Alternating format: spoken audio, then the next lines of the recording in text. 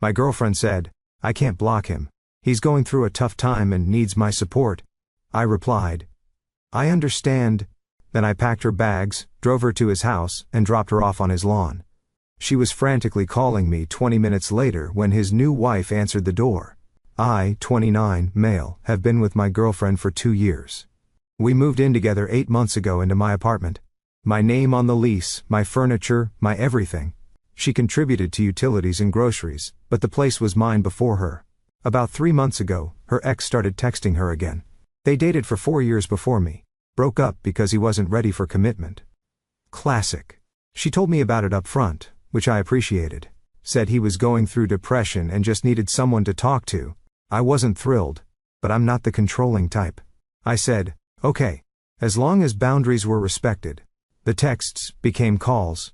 The calls became quick coffee meetups because texting doesn't convey tone properly. The coffee meetups became, he really needs to vent in person. It's serious.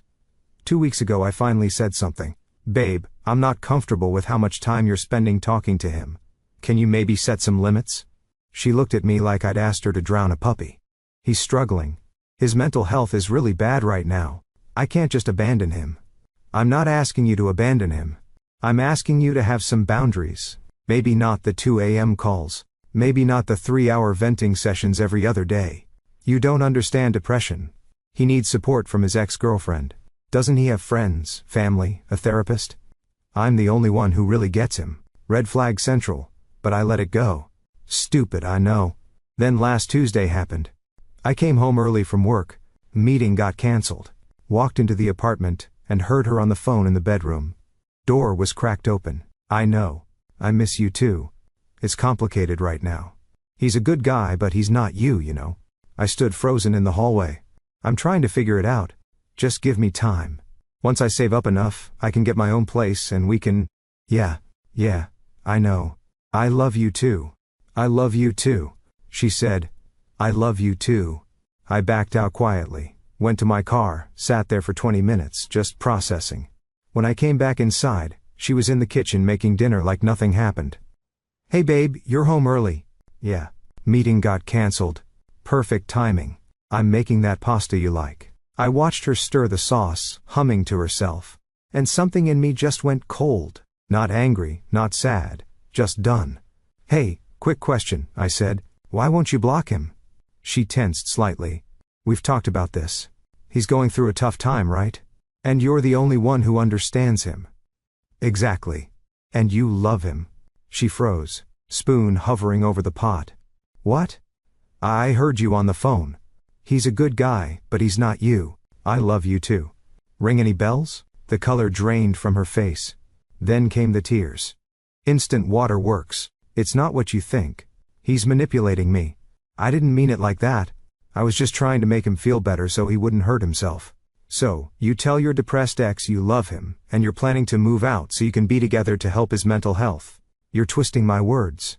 I'm literally repeating them. She switched tactics, then got angry. You spied on me. You eavesdropped on a private conversation. That's a violation of my privacy in my apartment on my phone plan, while you're supposedly committed to me. I am committed to you. He means nothing. I was just saying what he needed to hear. I took a deep breath, felt that cold clarity settle deeper. Okay. I understand. She blinked, confused by my calm tone. You do? Yeah, he needs your support. You're the only one who gets him. He's going through a tough time. Exactly. Thank you for finally. So, go support him. What?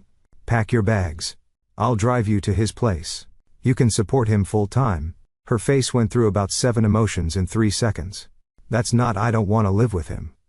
I want to live here with you. You want to live here in my apartment while emotionally cheating on me and planning to leave me for your ex. That's not how this works. I wasn't planning to. You literally said once I save up enough. You're using me as a stepping stone, so step faster. Let's go. I walked to the bedroom and started pulling out her suitcases. She followed, panicking now. Stop. Stop. You can't just kick me out. I'm not kicking you out. I'm helping you get to the person you actually want to be with. Consider it a favor. This is insane. Where am I supposed to go? To his place where you belong. You love him, right?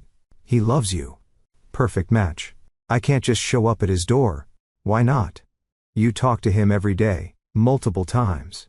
He's your emotional support person. I'm sure he'll be thrilled to see you. This is crazy. Normal people don't do this. Normal people don't tell their exes they love them while their boyfriend is at work. We're past normal. He doesn't have room for me. Not my problem.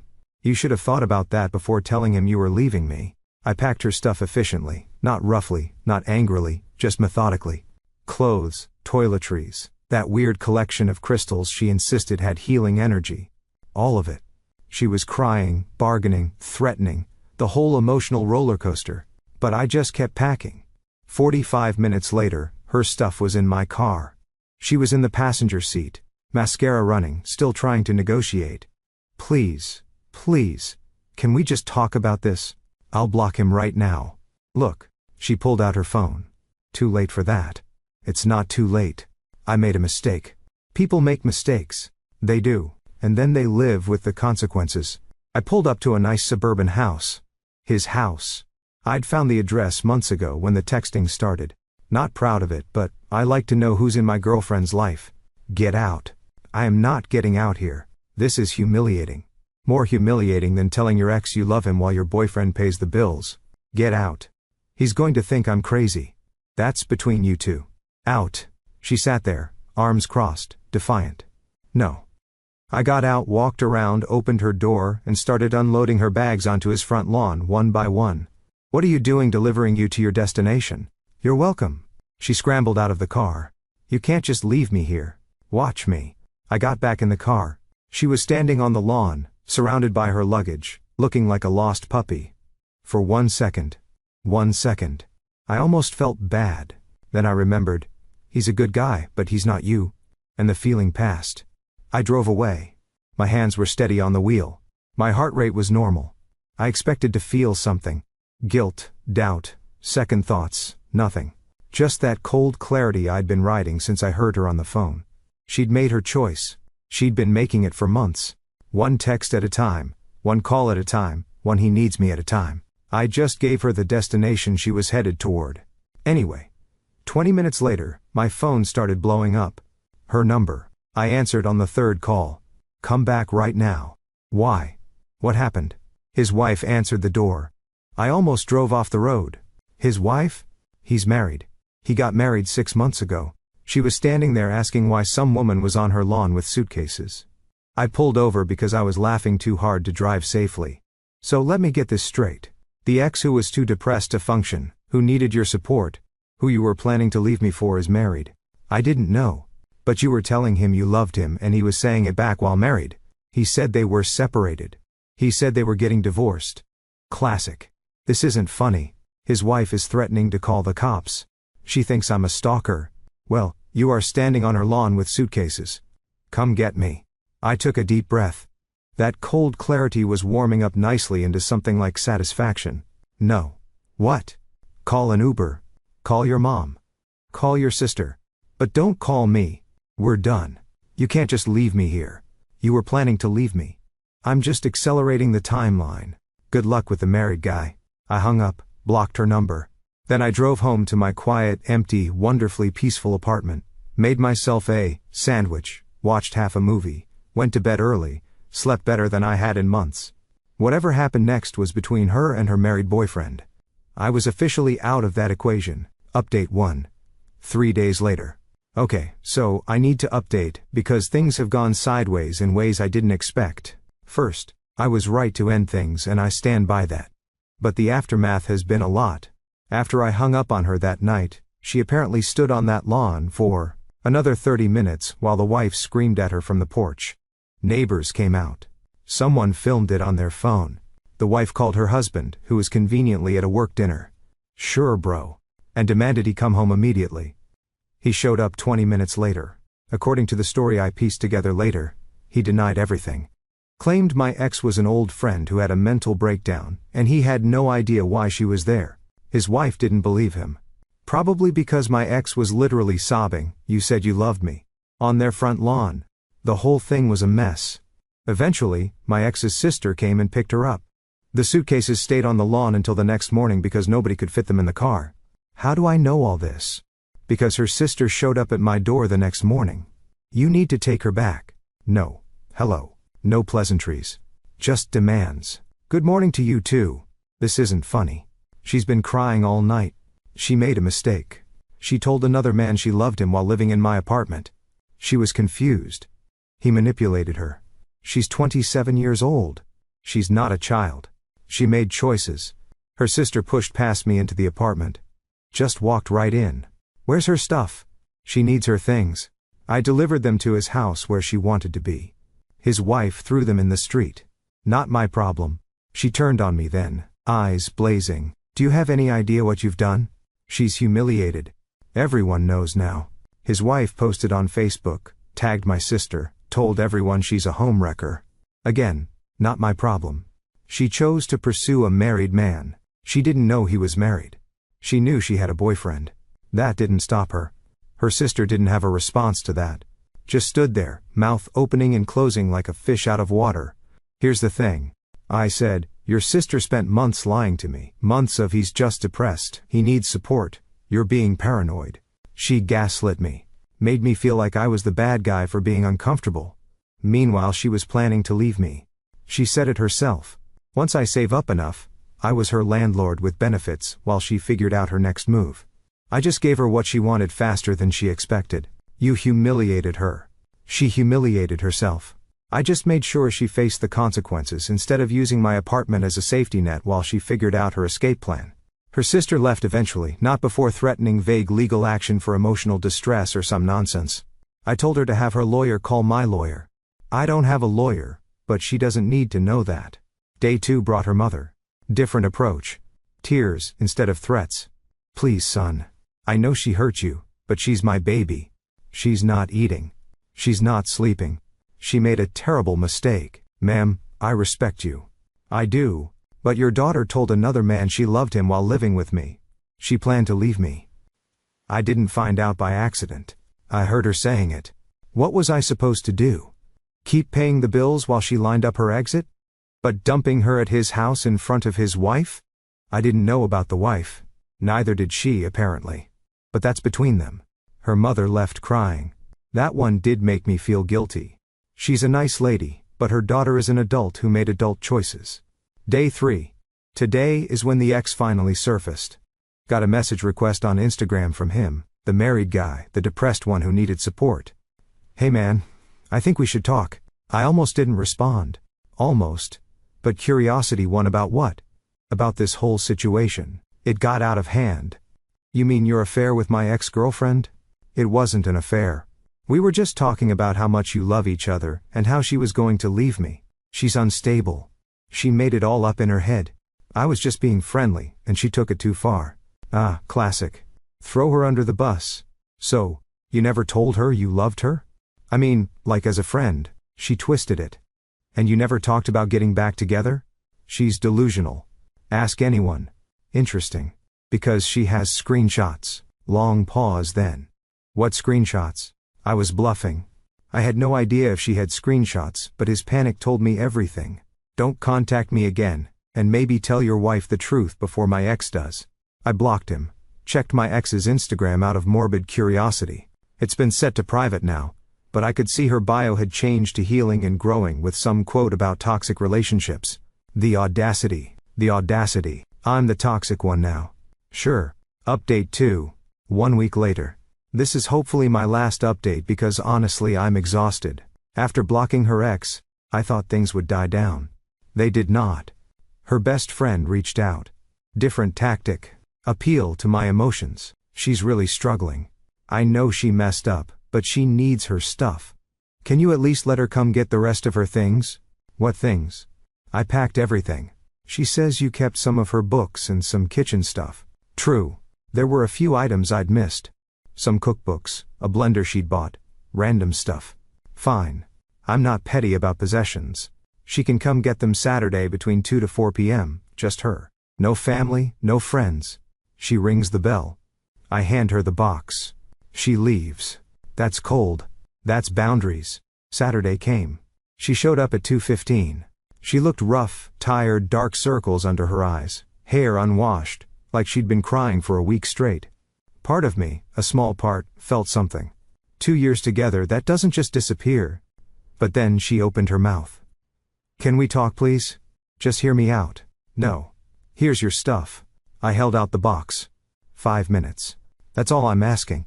You owe me that much. I don't owe you anything. You forfeited that when you told another man you loved him. 5 minutes. You had 2 years. You used them to plan your exit. Nothing left to say. I wasn't planning to leave. I was confused. He was manipulating me.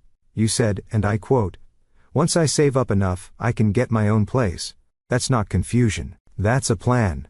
She grabbed the box roughly. You don't understand what it's like. He was my first love. 4 years. Those feelings don't just disappear. Then you shouldn't have moved in with me while you still had them. I thought I was over him. Then he came back and it stirred things up. I'm human. Being human doesn't mean stringing someone along while you figure out your feelings for your ex. Being human means being honest about what you want. She started crying again. I did want you. I do want you.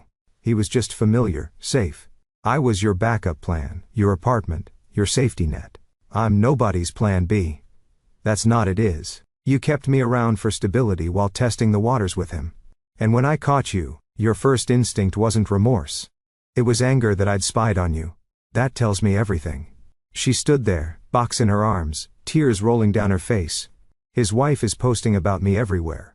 People I went to high school with are seeing it. She's calling me a homewrecker. My reputation is destroyed. You pursued a married man. Whether you knew he was married or not, you were cheating on me. You don't get to be the victim. I'm not trying to be the victim. I'm trying to explain. There's nothing to explain. You made choices. He made choices. His wife found out. Consequences happened. None of that is my fault.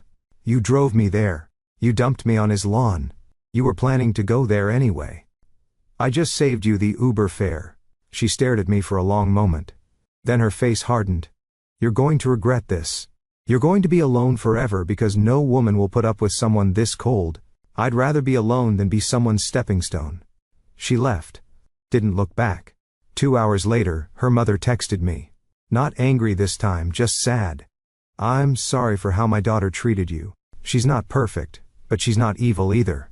I hope someday you can both move past this. I didn't respond. What was there to say? Final update 2 weeks later. This is definitely my last update. Things have settled into a weird kind of normal. The ex's wife has been on a rampage. I'm not on social media much, but mutual friends have filled me in. She's posted screenshots of her husband's messages with my ex. The ones he claimed were misinterpreted and friendly. They were not friendly. They were explicit. I can't wait to be inside you again. I think about you every night. Detailed plans about meeting up at hotels. He told my ex he was going to leave his wife as soon as the time was right. He'd been stringing her along for months, telling her exactly what she wanted to hear. Turns out he'd been married for 2 years, not 6 months like I originally heard. The wife found texts going back almost a year. He'd been cheating with my ex for most of their marriage. Part of me felt a tiny bit of sympathy for my ex. She was being manipulated by him. Told exactly what she wanted to hear. He used her feelings against her. But then I remembered she was also manipulating me. She knew what she was doing when she told me he's just depressed. She chose to lie to my face every single day. She chose to say I love you to me at night while texting him during the day. She chose all of it. The marriage is apparently over. His wife filed for divorce last week. She's also apparently consulting lawyers about some kind of alienation of affection lawsuit against my ex, though I don't know if that'll go anywhere. From what I understand, those cases are hard to win and expensive to pursue. But even the threat of it has my ex panicking. My ex's family has gone quiet. No more doorstep visits. No more guilt trips. No more she's struggling appeals. I think they finally accepted it's over. Or maybe they're just tired. Either way, the silence is welcome. Her best friend tried one more time, sending a long text about how my ex is not the same person anymore and really working on herself. I didn't respond. Some bridges are burned for a reason. I did get one more contact attempt from her. A letter, physical letter, delivered to my mailbox, handwritten, 3 pages. I'll summarize. She's sorry. She made terrible choices. She was unhappy and looking for an escape instead of communicating. She doesn't expect forgiveness, but wants me to know she never meant to hurt me. She's getting therapy. She hopes I find someone who deserves me. It was actually decent. No blame shifting. No excuses, just accountability. She wrote that she'd been afraid of being alone, that her ex represented safety and familiarity, and she'd let herself get pulled back in instead of dealing with her own issues. She wrote that I deserved better than what she gave me, and that she understands why I did what I did. She doesn't expect forgiveness, but wants me to know she never meant to cause this much pain. I didn't respond. There's nothing to say. But I read it 3 times and I felt something shift. Not forgiveness exactly, maybe not even closure, but something like completion. The chapter is over. The book is closed. The apartment is quieter now. Quieter. But not empty. I rearranged the furniture. Moved the couch to face the window instead of the TV. Got rid of the crystals she left behind. Changed the curtains to something darker, more my style. Bought a few plants. Made it feel like mine again instead of ours. My buddy came over last weekend with pizza and beer. We didn't talk about her much, just watched the game and shot the breeze. Normal stuff. You doing okay? He asked eventually. Yeah, I think so. That was stone cold what you did driving her to his house. She was going there anyway. I just made it happen faster. Still stone cold. Maybe. But I wasn't going to sit around waiting for her to leave me. She made her choice. I made mine. He nodded. Fair enough. I've been thinking about what I learned from all this. Trust your gut. When someone says you're being paranoid, but your instincts scream otherwise, listen to your instincts. When someone prioritizes their ex's feelings over your relationship, believe them. I don't regret what I did. Some might call it cruel. Maybe it was.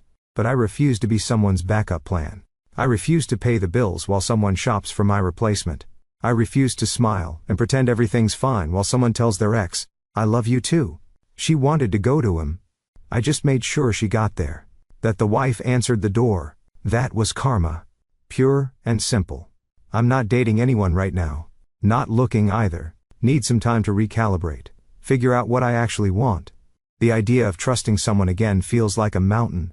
I'm not ready to climb, but I'm okay with being alone for now. Better than being with someone who's mentally halfway out the door. 1 foot in the relationship, and 1 foot reaching for an ex. My mom called to check on me. She'd heard through the family grapevine.